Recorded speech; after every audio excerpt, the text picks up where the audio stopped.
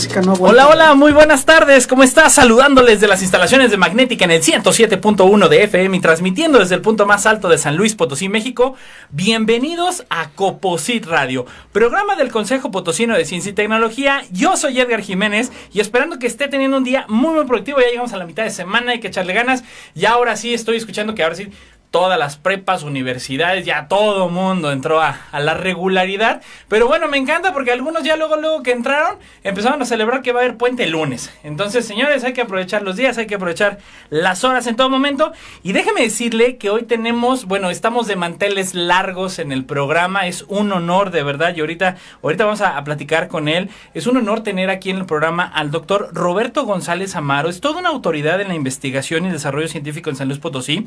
Él nos hablará, que créame, yo lo platicaba con mi compañera Rachel, no nos va a alcanzar el programa, no nos alcanzaría ni de 2 horas a resumir su currículum. Por eso vamos a hablar de uno de los proyectos que recién acaba él de liderar, de desarrollar en la máxima casa de estudios. Un proyecto importantísimo que, créame, a usted y a sus familiares es de interés absolutamente para todos. Esto no nada más es para los adultos, créame. Este proyecto, este laboratorio que ya está iniciando operaciones en San Luis Potosí es de alto impacto para la sociedad, y no nada más aquí en San Luis Potosí, pero ya nos estará hablando de él. Y estoy hablando del Laboratorio Estatal de Servicios e Investigación en histocompatibilidad. Vamos a desentrañar todo esto de qué significa la histocompatibilidad. Es un proyecto de alto impacto, así como recién acaba de ganar el Premio Potosino de Ciencia, Tecnología e Innovación 2019. Él es director del Centro de Investigación en Ciencias de la Salud y Biomedicina, mejor conocido como el CIPSAB, de la máxima casa de estudio de la Universidad Autónoma de San Luis Potosí. Un saludo a todos. Este laboratorio, este edificio, este centro se encuentra, si usted viene ahí por las Gorditas de Morales, en el camino donde está ya cerca el Centro Cultural Universitario Bicentenario. Estos edificios que se encuentran atrás, está la unidad de posgrado, está el CIACID y está el CIPSAB. Y él es miembro, y desde 1985, toda una carrera como investigador, miembro del Sistema Nacional de Investigadores nivel 3. Y cantidad de distinciones, premios, tesis asesoradas, publicaciones, en fin. Le va a encantar la plática del día de hoy. Saludo a Roberto Alonso en los controles, a Raquel Pérez aquí en el programa, como siempre, apoyándonos. Les recuerdo que nos puede escuchar vía internet en www.magneticafm.com, en el Facebook Magnética FM, XHAWD 107.1 MHz. Como siempre, saludo a todos los que nos escuchan en la ciudad hermana de Dolores Hidalgo, Guanajuato, la cuna de la independencia. Gracias, como siempre, que nos están sintonizando, al señor Alejandro, a la señora Lupita, a Roberto que está también escuchándonos por allá. Un fuerte saludo en la cuna de la independencia. Y a Alex, a Sofía, a Alejandra Hernández, que siempre cada miércoles nos están sintonizando. Quédese con nosotros, y yo quiero aprovechar también en comentarle a usted que ya viene en puerta la primera sesión del Foro de Avances y Resultados de Proyecto del Fondo Mixto CONACYT San Luis Potosí. Esto será el próximo jueves 6 de febrero desde las 9:40 de la mañana hasta las 4:30 de la tarde. Esto va a ser en el Centro de Investigación y Extensión El Balandrán, un lugar muy interesante, yo creo hasta mítico, ya es el famosísimo Balandrán, en donde la Universidad Autónoma ha instalado precisamente este Centro de Investigación y Extensión. Es abierto al público, vaya y conozca lo que se está haciendo a través de los proyectos del Fondo Mixto. Se van a estar presentando 3 proyectos y una prioridad estatal, que ya también le estaré mencionando al respecto. Así que si tiene posibilidad de asistir, y también a toda la gente que nos escucha allá en la zona media de San Luis Potosí, de verdad, vaya, es muy importante saber qué se está haciendo, primero con el recurso público, y 2, en materia de investigación y desarrollo científico, tecnológico y de innovación. Así que les recuerdo, primera sesión del Foro de Avances y Resultados de Proyecto FOMIX CONACYT es en el Balandrán el próximo jueves 6 de febrero desde las 9:40 de la mañana. Habrá la participación de usuarios y responsables técnicos de los proyectos apoyados de las convocatorias del 2017 y 2018, con el objetivo de dar los avances, los resultados y el impacto socioeconómico. Es importantísimo porque luego, bueno, yo sé que de repente hay gente que dice, pues es que hacen investigaciones y para qué sirven y se quedan ahí. Y yo le voy a demostrar a usted que nos escucha que tan solo con este programa va a haber el gran impacto de lo que se está haciendo con este tipo de recursos, con este tipo de fideicomisos y el gran impacto. Y sin más preámbulo, quiero darle la más cordial bienvenida y para mí un honor tener en el programa al doctor Roberto González Amaro. Doctor, buenas tardes. Buenas tardes, al contrario, muchas gracias por recibirnos y darnos la oportunidad de dar a conocer a la comunidad de San Luis Potosí este interesante proyecto. Claro que sí, que bueno, yo creo que también para desenvolver un poquito también los vocablos, porque luego también la gente nos dice, es que hablan pues obviamente los científicos y los investigadores con términos muy muy técnicos. Antes de hablar de lo que es el laboratorio, ¿qué significó en sí? ¿Qué es la histocompatibilidad, doctor? Bueno, histocompatibilidad viene de dos palabras distintas. Histo, que es tejido, y compatibilidad, que no necesita mayor explicación. Claro. Y se refiere al hecho de que cuando se realiza un trasplante de un órgano o un tejido, hay un problema que se detectó desde hace muchas décadas, ¿sí? Yeah. Ese es un procedimiento, el trasplante de órganos y tejidos, es un procedimiento que desde el punto de vista puramente técnico, quirúrgico, de procedimiento, se solventó ya hace mucho tiempo. Sin embargo, cuando se empezaron a realizar este tipo de maniobras terapéuticas, porque son esencialmente una maniobra para resolver un problema médico, se encontró un fenómeno que consistía esencialmente en la destrucción del tejido trasplantado, que al principio no se sabía a qué se debía, pero posteriormente se hizo evidente que era debido a que el sistema inmune del individuo que recibía ese tejido u órgano reconocía como extraño a ese tejido y entonces generaba una respuesta inmune en contra de él mismo y lo destruía. Entonces eso se conoce como el fenómeno de rechazo de trasplante. Así es. Y ocurre con mayor o menor frecuencia dependiendo de qué tan compatibles son los tejidos entre el individuo que dona el órgano y el que lo recibe. Si son muy compatibles o enteramente compatibles, el fenómeno de rechazo es muy probable que no ocurra o que sea muy raro que ocurra. Yeah. Pero si la compatibilidad es mínima o ausente, entonces lo más probable es que se genere muy rápidamente un fenómeno de rechazo que termine con el órgano trasplantado.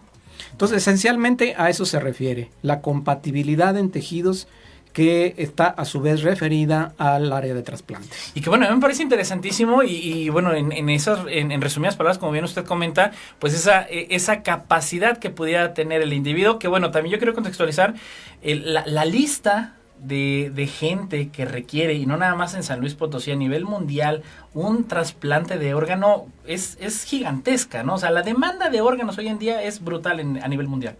Múltiples problemas en el área de trasplantes se están resolviendo y un ejemplo de ello es una carencia que existía en esta región, que era un laboratorio de histocompatibilidad, pues ya prácticamente ya lo tenemos. Entonces hay múltiples obstáculos que hay que solventar para llevar a cabo los trasplantes. O sea, ahora, en ese sentido, y hablando un poquito en materia del proyecto como tal, ¿cómo es que se definió, cómo se fue dando la situación de definir como estratégico la instalación de este laboratorio? Porque digo, finalmente hay cantidad de proyectos y de necesidades que sobre todo la región demanda, pero por ejemplo, ¿en qué momento y a través de qué medios, cómo se fue dando esta dinámica de que dijeran, ¿sabes qué es necesario instalar este laboratorio? Sí, siguiendo un poquito antes de contestar esto, con lo anterior, es que a pesar de que se han ido solventando toda una serie de problemas para realizar con éxito los trasplantes, un tapón, un cuello de botella que se tiene en el momento efectivamente es la disponibilidad de órganos. Los órganos no son suficientes para los candidatos, de tal manera que necesariamente se tienen que generar listas de espera que son terroríficas porque la calidad del paciente, vamos a centrarnos en uno de los trasplantes más frecuentes, que es el de riñón. La calidad del paciente antes y después del trasplante, la calidad de vida no tiene comparación. Abismal. Sí, o sea. Abismal, y también el costo que significa estar atendiendo a un paciente sin función renal es muy alto comparado con el individuo que ya recibió un trasplante renal. Entonces, todo eso hace que se tengan que hacer los mayores esfuerzos porque encontrar a los mejores individuos compatibles en tejidos con el fin de que el tejido trasplantado, en este caso un riñón, dure el mayor tiempo posible en ese receptor. Claro. Porque no siempre duran todo lo deseado, no todo el tiempo deseado. El tiempo deseado sería de por vida, pero infortunadamente eso no ocurre. Claro. Pero en tanto los individuos sean más semejantes en sus tejidos, va a haber menos posibilidades que el fenómeno de rechazo ocurra y por lo tanto mayor probabilidad de que el tejido trasplantado, en este caso un riñón, funcione durante muchísimos años. Ahora, aquí también me aparece una duda en esta dinámica del proceso del trasplante. ¿Un rechazo se puede dar inmediatamente después de la cirugía o pueda tardar? ¿Cómo son los lapsos de tiempo en lo que se pudiera presentar un rechazo? Sí, desde el punto de vista temporal hay varias categorías de rechazos y hay uno que es una verdadera desgracia, que es lo que se llama el rechazo hiperagudo, que como su nombre lo dice, como muy espectacular, pues no es espectacular, es una verdadera desgracia, porque puede ocurrir incluso en cuestión de minutos, el rechazo. Y el órgano estar prácticamente perdido en cuestión de horas. O sea, es inmediato a la cirugía, a haber realizado el trasplante. Pues muchas veces incluso el cirujano se da cuenta antes de cerrar que está ocurriendo ya el fenómeno de rechazo. Inmediatamente. Sí, pasan minutos y se empieza a ver que el órgano no va bien. Ya. Es un fenómeno muy aparatoso.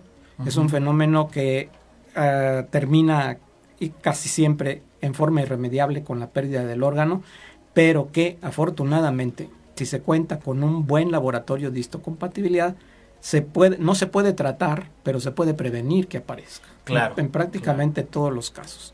Entonces, ahí se ve, ya desde este momento podríamos ir hablando de la utilidad de contar con un laboratorio de este tipo, porque se va a eliminar, para fines prácticos, aunque pueden ocurrir claro, casos muy raros, este tipo de rechazo tan aparatoso y que es una verdadera desgracia, porque acabamos de decir que conseguir un riñón de un donador, ya sea vivo relacionado o cadavérico, que de eso podemos hablar después, hay ese dos tipos de donadores, es un órgano muy valioso. Importantísimo y que de verdad, créame, estamos hablando de un tema trascendental y bueno, más allá de vida o muerte en los que están en esa necesidad de un trasplante de órgano, la relevancia de contar con una instalación de diagnóstico en el área médica, en el área de la salud, para ver si un órgano puede ser, tenga altas probabilidades o no de ser aceptado o rechazado obviamente por una persona. Y bueno, estamos arrancando, apenas un honor tener aquí al doctor Roberto González Amaro y que bueno, vámonos con las rolas de la selección del día de hoy y esto es del cuarteto de Liverpool, The Beatles con Hey Jude. Volvemos.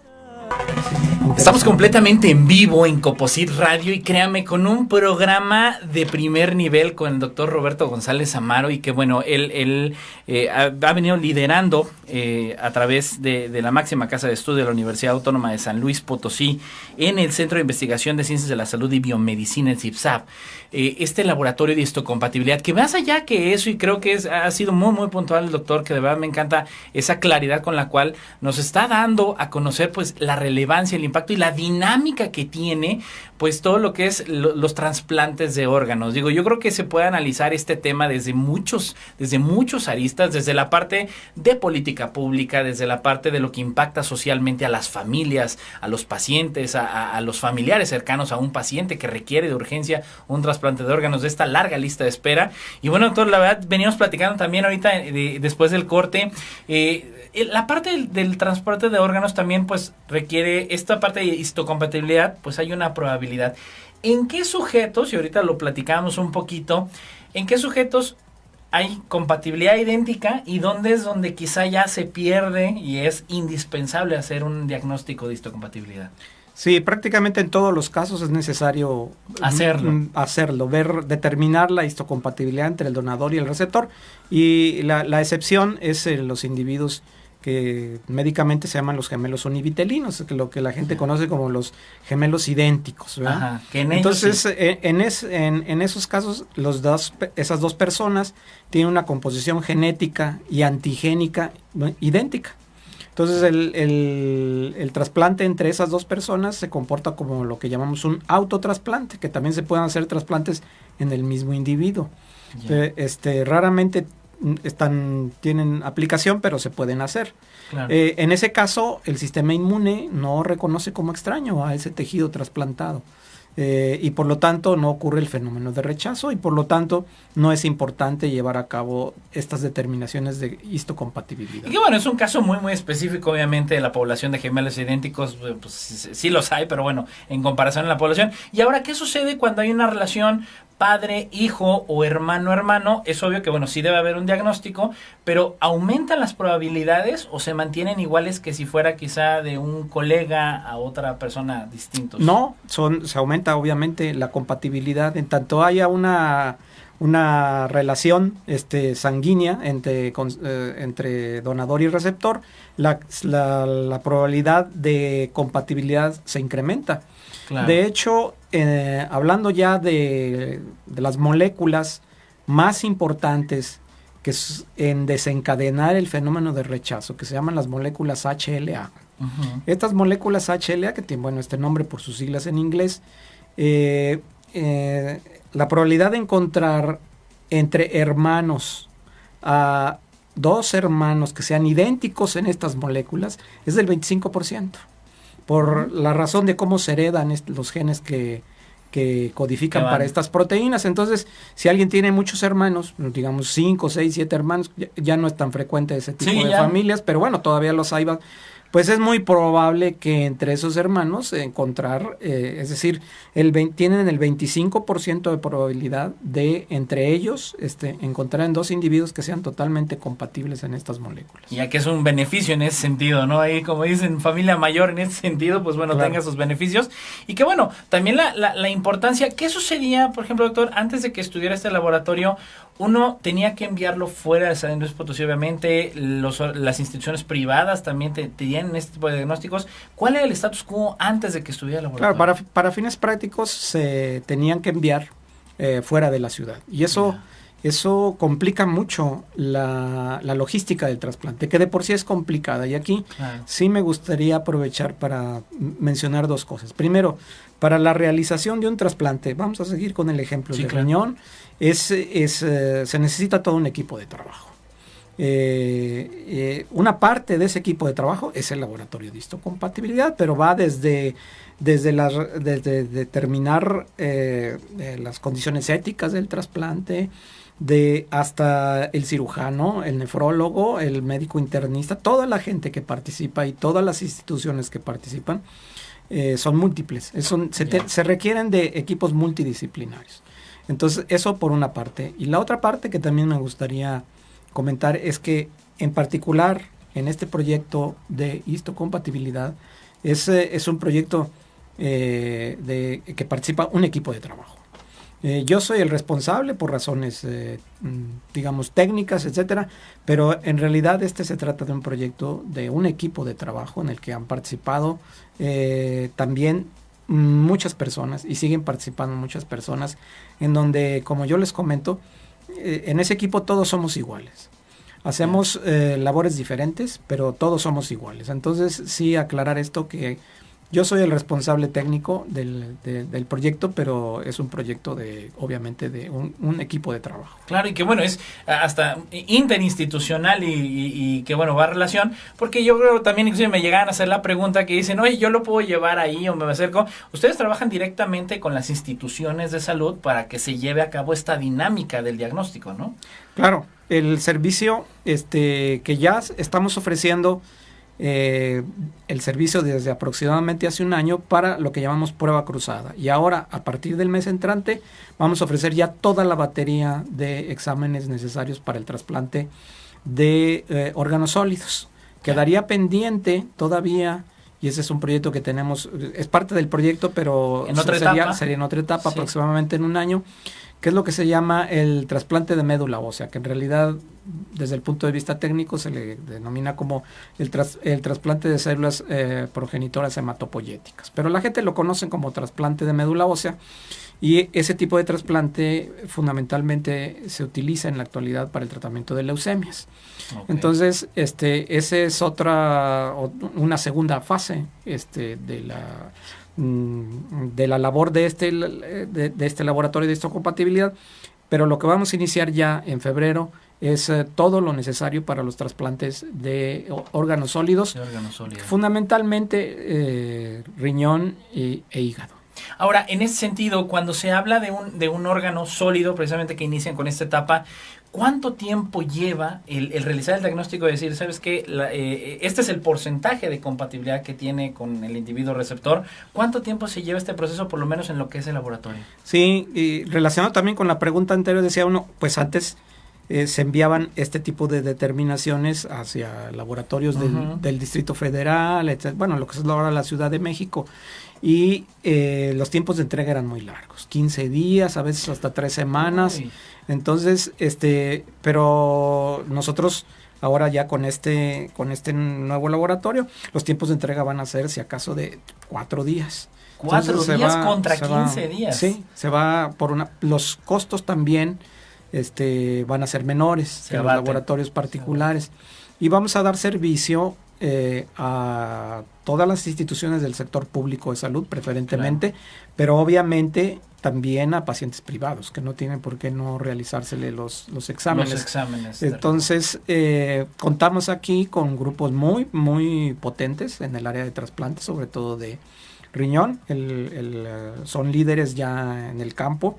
Incluso a nivel nacional, el equipo de trasplante de riñón del Hospital Central, doctor Ignacio Morones Prieto. Entonces, están realizando, es una institución que está realizando hasta más de 100 trasplantes al año. Sin embargo, también está surgiendo de manera muy potente el grupo de trasplante del Instituto Mexicano del Seguro Social, que también tiene ya una unidad de trasplante en esta ciudad. Y que también está haciendo uso ya de los servicios de este laboratorio de histocompatibilidad. De verdad una maravilla, y créame, manténgase aquí en el programa porque estamos hablando de temas trascendentales, que si usted dice, tiene la fortuna ahorita de no requerir, bendito Dios, un trasplante o la necesidad de un familiar, créame, tarde que temprano todos nos vamos a ver en la necesidad, porque es inherente el que envejeceremos, ¿verdad, Rachel? Entonces, bueno, de verdad estamos encantados con la charla que nos está dando y bueno, esta invitación que ha sido de honor con el doctor Roberto González Amaro. Estamos llegando a la mitad del programa, vámonos con más música y esto es Fiebre de Sábado por la Noche con los Biggies. Volvemos. Estamos entrando a la segunda mitad de Coposit Radio. Gracias que nos está escuchando desde la casa, desde la oficina, desde el carro. Un saludo para todos los que van llegando a comer, de verdad. No desintonícense de aquí de Coposit Radio, porque créanme, estamos teniendo un programa interesantísimo. Estamos aquí Raquel y yo con la boca abierta de lo importante y de la relevancia que tiene esto. Yo creo para cualquier persona. Y bueno, estamos platicando precisamente con eso, con una autoridad, obviamente, como tal aquí en San Luis Potosí, no nada más en la parte de la salud, sino en todo este liderazgo que tuvo el proyecto del Laboratorio Estatal de Servicios de Investigación en histocompatibilidad. En resumen es esa probabilidad que tiene de que una persona puede recibir un órgano trasplantado con el doctor Roberto González Amaro, que también déjeme comentarle, él acaba de ser acreedor al Premio Potosino de Ciencia, Tecnología e Innovación 2019, que bueno, créanme, yo ya nada estuve checando y uno de los tantos premios que obviamente el doctor ha recibido, pero bueno, esta labor tan importante, y estamos hablando precisamente de este tema de los trasplantes, de cuál es el estado del arte que representa, inclusive estamos platicando ahorita de lo que es la fabricación de órganos artificiales, o también con respecto a otras especies de seres vivos, como en este caso obviamente los animales. Y bueno, doctor, también yo preguntarle, en ese sentido en San Luis Potosí, ya que está este laboratorio, y que es importantísimo, ya nos decía, la reducción de costos y de tiempo, que eso depende una situación de vida o muerte para el paciente finalmente, ¿no? ¿Cuál es ahorita el trasplante más solicitado en los índices? ¿Cuáles son los más solicitados en San Luis Potosí, en la región? Sí, bueno, los trasplantes más frecuentes siguen siendo los de córnea y los de riñón. Uh-huh. El trasplante de córnea tiene la gran ventaja que como la córnea es un tejido que no tiene vasos sanguíneos, entonces eso le favorece enormemente que este tipo de trasplantes de tejidos trasplantados no sea reconocido por el sistema inmune y por lo tanto en la gran mayoría de los casos no hay ningún problema de rechazo. Ya. Entonces ese realmente, sin embargo, es uno de los más frecuentes. Pero lo que les quiero decir es que en ese caso no es necesario, en la gran mayoría de los casos, estar buscando compatibilidad entre donador y receptor, por la razón que ya dije. Claro. No ocurre para fines prácticos el fenómeno de rechazo. Y entonces, digamos, ahí el trasplante más frecuente que hace uso de un laboratorio, de los servicios de un laboratorio de histocompatibilidad, es el trasplante renal, sin duda. Que ese sí, que bueno, es el que más va, pero a mí también me llama la atención una cuestión. Esto también debe de preceder quizá a la cuestión de que si es el más solicitado, los hábitos que tenemos como mexicanos, una situación que viene, que no ha evolucionado. Hay quien dice, es que no ha evolucionado lo suficiente los órganos del ser humano. ¿Esto por qué se da? Vamos, porque si decimos, oye, ¿por qué no otro órgano es el que más solicita demanda? Esto se pueda dar debido a los hábitos quizá, no sé, alimenticios, de vida, que tenemos como sociedad, o esto por qué se dará más en el aspecto renal. Sí, bueno, diferentes razones, ¿verdad? Una de las razones sin duda es la diabetes mellitus. México es infortunadamente de los campeones en obesidad y en diabetes mellitus, síndrome metabólico. Y la diabetes mellitus, sobre todo la que no es controlada apropiadamente, etcétera, con mucha frecuencia tiene afección de la función renal, que puede llevarla al extremo que el individuo pierda totalmente la función renal. Y en ese caso, pues ya no le quedan más que dos cosas a ese paciente, que es la terapia de reemplazo con hemodiálisis o diálisis peritoneal, o bien el trasplante, que es la maniobra terapéutica ideal. El trasplante es muy superior a las otros tipos de terapias. Y que bueno, hablando precisamente, usted comenta lo de diálisis, pues obviamente es un proceso que demerita la calidad de vida en todos los sentidos ya de los pacientes, ¿no? O sea, es desgastante. Sí, el paciente sujeto durante un largo tiempo a hemodiálisis, primero tiene una calidad de vida mala en general, y segundo se va deteriorando en la mayor parte de los casos. Comparado con el paciente que es trasplantado, su calidad de vida y su supervivencia es menor, obviamente. Claro. Entonces el otro problema que está dando lugar, yo no soy nefrólogo, pero sí puedo dar esta información, que está ocurriendo en la población mexicana y también en otras poblaciones, pero aquí es muy evidente, es el daño renal de causa desconocida. No se conoce. No se Entonces, sabe. hay individuos incluso relativamente jóvenes que pierden la función renal y que no son ni diabéticos, no son hipertensos, no tienen riñones poliquísticos, no tienen ninguna razón aparente para haber perdido la función renal. Y de repente. Entonces, sí, y está ocurriendo con una frecuencia. Bueno, yo entiendo que incluso se le está considerando como una especie de epidemia. No porque sea contagiosa, sino porque está ocurriendo con mucha frecuencia y que está constituyendo un problema de salud pública muy importante en este país. La pérdida, el daño renal irreversible de causa desconocida.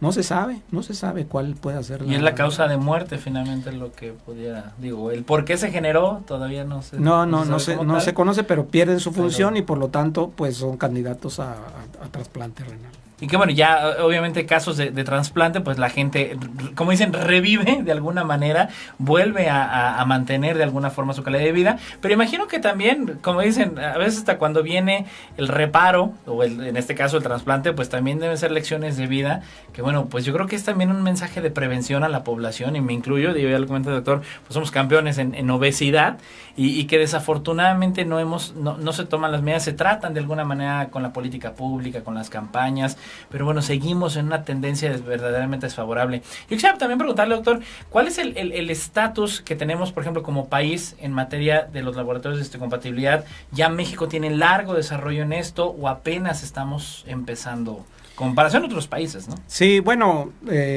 obviamente las ciudades grandes, Guadalajara, Monterrey, la Ciudad de México, pues tienen varios laboratorios de histocompatibilidad, tanto privados como en el sector público.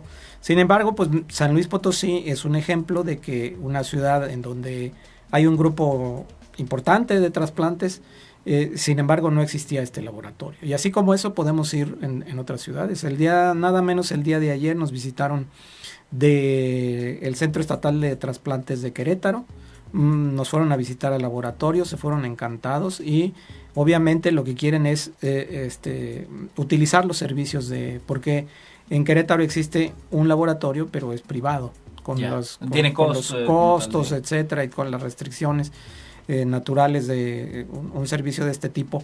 Entonces vamos a tener también una visita de del Centro Estatal de Trasplantes de Zacatecas, de tal manera que este proyecto, pues aun cuando se denomina como laboratorio estatal, la idea es que realmente se constituya en un laboratorio regional. Claro.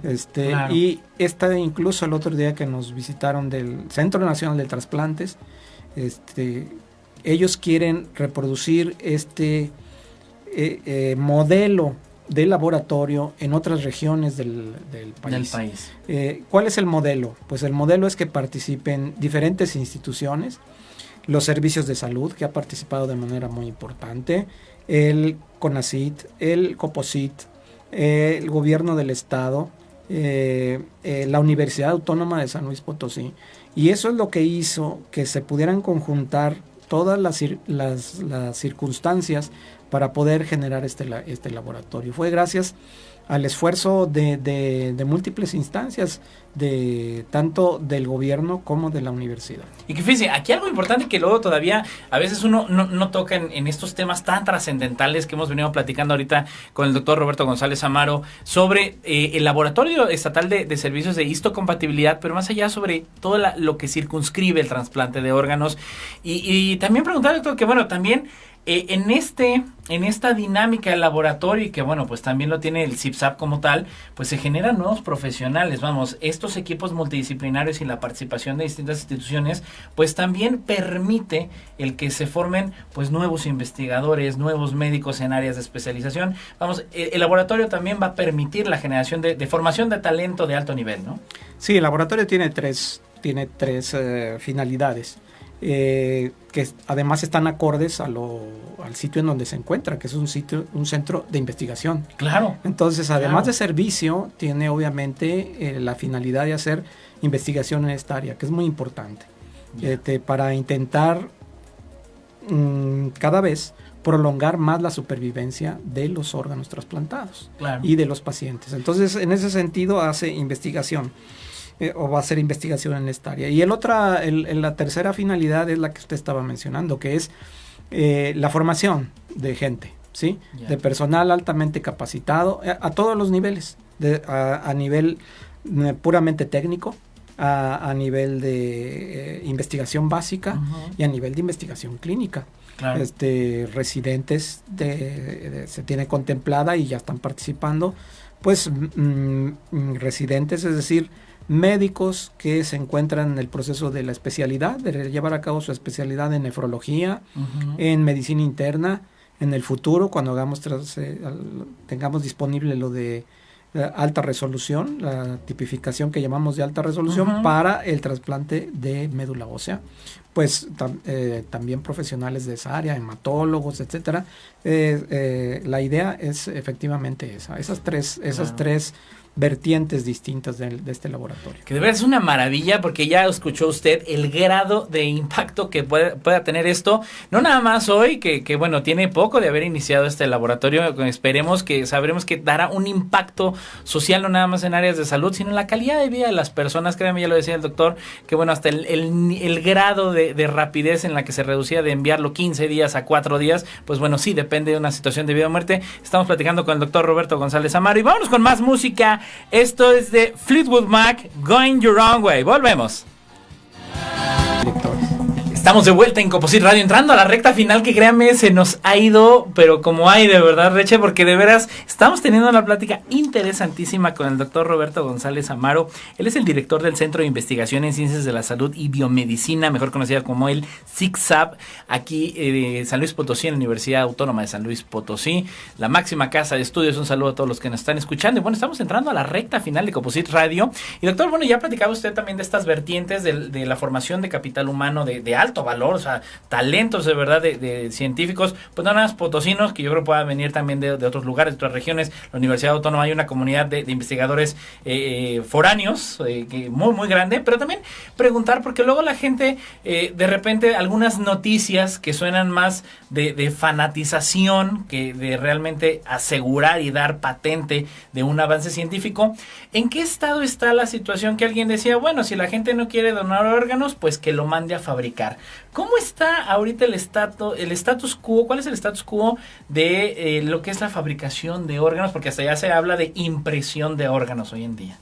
Pues sí, ahora con todos los avances que existen en las tecnologías de impresión 3D y todos los avances que se conocen sobre la diferenciación de células y los diferenciación de tejidos, etcétera, que se ha avanzado muchísimo, pues ha surgido obviamente la idea de que se puedan crear órganos, lo que se llama in vitro, en el tubo de ensayo, que podamos hacer un riñón, un corazón, etcétera. Eso que suena muy espectacular, es una tarea altamente compleja. Yeah. Cuando uno conoce la estructura a nivel microscópico, lo que llamamos la histología de un riñón, por ejemplo, pues sabemos que es extraordinariamente compleja. Y a nivel microscópico, ¿verdad? Entonces, se están haciendo intentos, no es mi área obviamente de expertise, como dicen los americanos, sí. de los órganos artificiales, pero se está haciendo un esfuerzo real por su generación.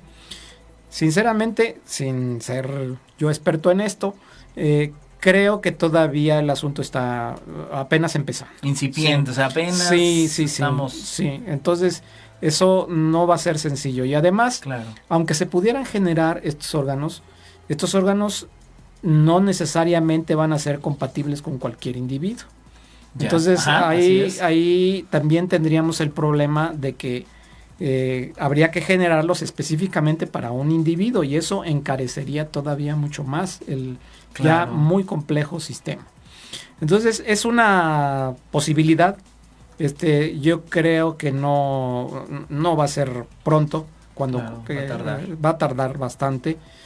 Pero ya comentábamos aquí en alguno de los espacios que otra posibilidad es la utilización de tejidos y órganos que deriven de animales. Yeah. Que claro, si existe un fenómeno de rechazo en contra de tejidos humanos, pues es esperado que ese mismo fenómeno de rechazo ocurra en contra de tejidos animales. Yeah. Entonces, lo que se llama un xenotrasplante.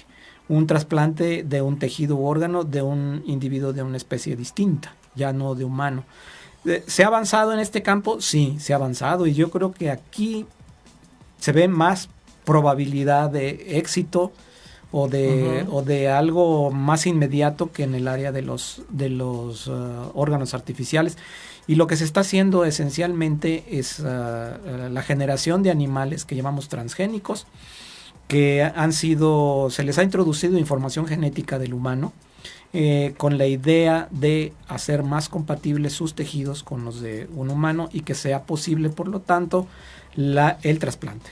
Porque el trasplante técnicamente se puede hacer. O sea, un buen cirujano trasplantólogo puede hacer el trasplante de un riñón de un cerdo a un humano.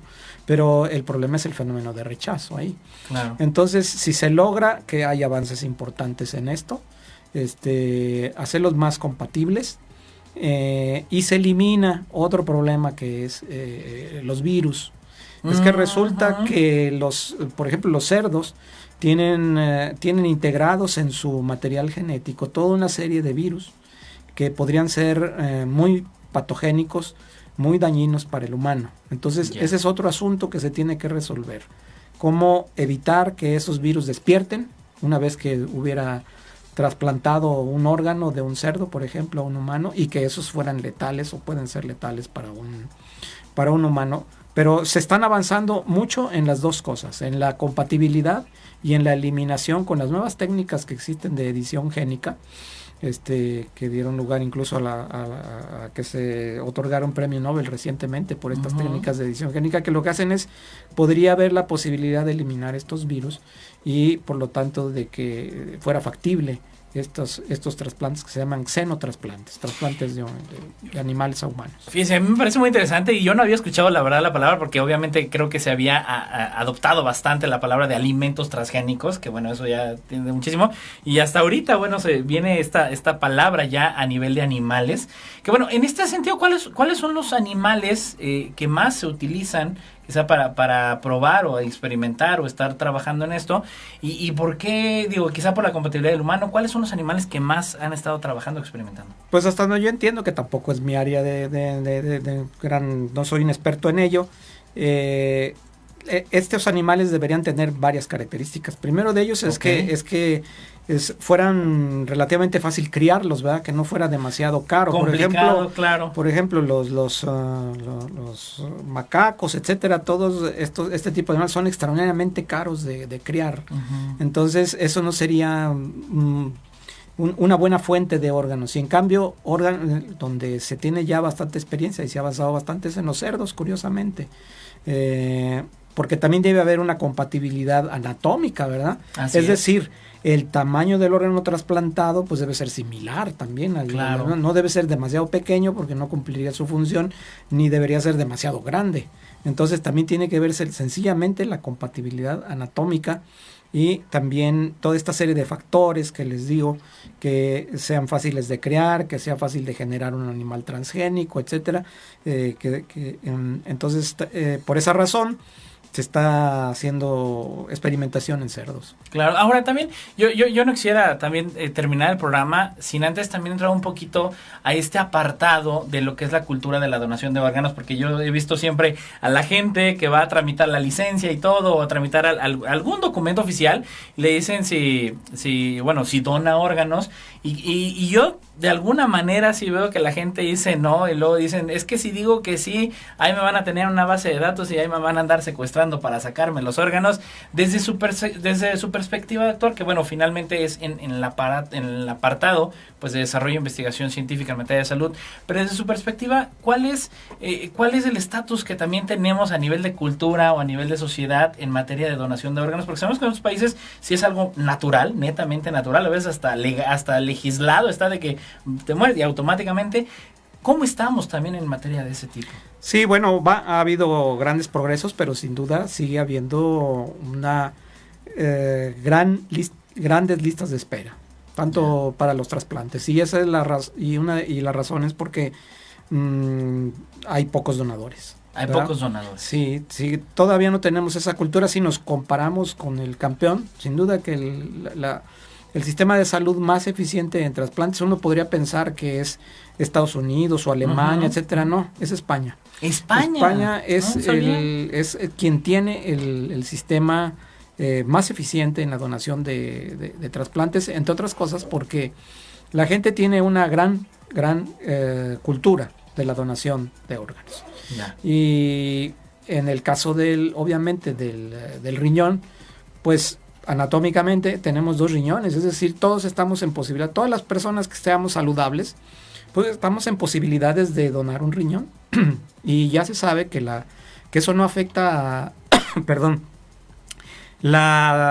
ni la calidad de vida ni la supervivencia de los individuos que donan. Yeah. Entonces, cada vez se mejoran incluso las técnicas de extracción de los órganos. Antes era una cirugía bastante cruenta y ahora ya con las técnicas endoscópicas, etcétera, ya la extracción de un riñón es un proceso mucho menos cruento y mucho más tolerable para el donador. Entonces, ahí lo que necesitamos es tener la cultura de donación y saber que quien está donando órgano está donando vida. Qué maravilla, de verdad ha sido un verdadero honor, un placer, doctor, que nos haya acompañado el día de hoy. No, muchas gracias por invitarnos. No, hombre, muchísimas gracias, y yo le recuerdo que el COPOSIT es su mejor aliado en vincular, financiar, capacitar y divulgar en materia de ciencia, tecnología e innovación. Estamos a sus órdenes en página web slp.gov.mx/COPOSIT, nuestras redes sociales, ya sabe, @COPOSIT, Facebook Consejo Potosino de Ciencia y Tecnología, y en YouTube como COPOSIT, y a sus órdenes aquí en San Luis Potosí, en camino a la presa número 985. Gracias a la Fundación Nikola Tesla AC en los controles, gracias Roberto Alonso Alfonso, a Ana Alex, a Ale Mendizábal y a Raquel Pérez por el invaluable apoyo. Saludo a todo el gran equipo de Coposit y a todos los miembros de la red de divulgación. Y antes de cerrar con más música, a nombre de la doctora Rosalba Medina Rivera, directora general del Coposit, yo soy Edgar Jiménez y nos despedimos con Superstition de Stevie Wonder. Hasta la próxima.